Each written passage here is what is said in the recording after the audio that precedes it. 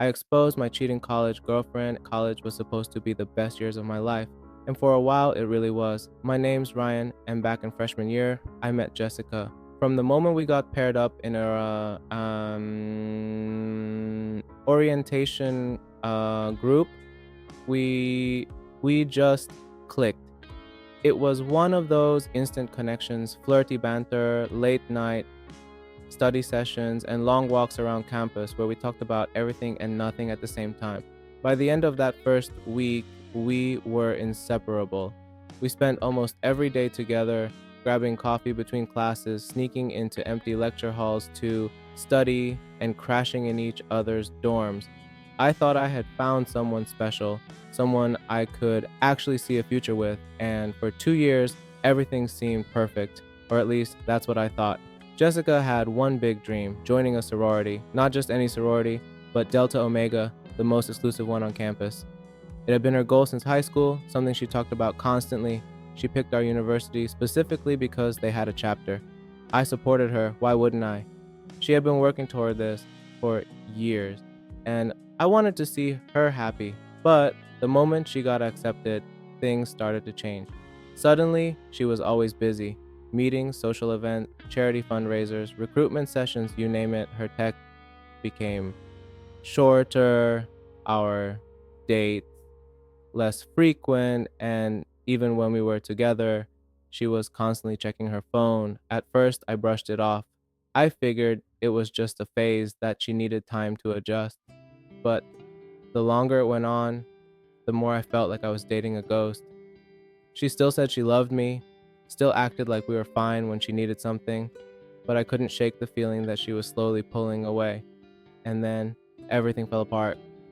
One night she invited me to a huge sorority party, Delta Omega's biggest event of the semester. At first, I didn't really want to go. I never felt comfortable at those things, surrounded by rich frat guys and sorority girls who looked cloned, but Jessica insisted. Come on, babe, I want you to meet everyone, she had said, flashing me that perfect smile. So I agreed. But that night, work ran late. I texted her that I might not make it, and her response was, meh. A simple, okay, no worries, have fun at work. That should have been my first red flag. But as luck would have it, things wrapped up earlier than expected. I figured I'd surprise her, can show up anyway and spend the night together. So I drove across campus, walked into the packed fraternity house, and immediately felt out of place. Loud music, beer pong, guys I didn't know giving me weird looks. Jessica was nowhere to be found. I wandered through the party, looking into rooms, dodging drunk students, trying to find my girlfriend. And then I found her, not alone, in a frat guy's bedroom with two guys. One was kissing her neck, his hands gripping her waist. The other had his hands all over her, whispering something in her ear. She was laughing, looking so comfortable, like this was completely normal.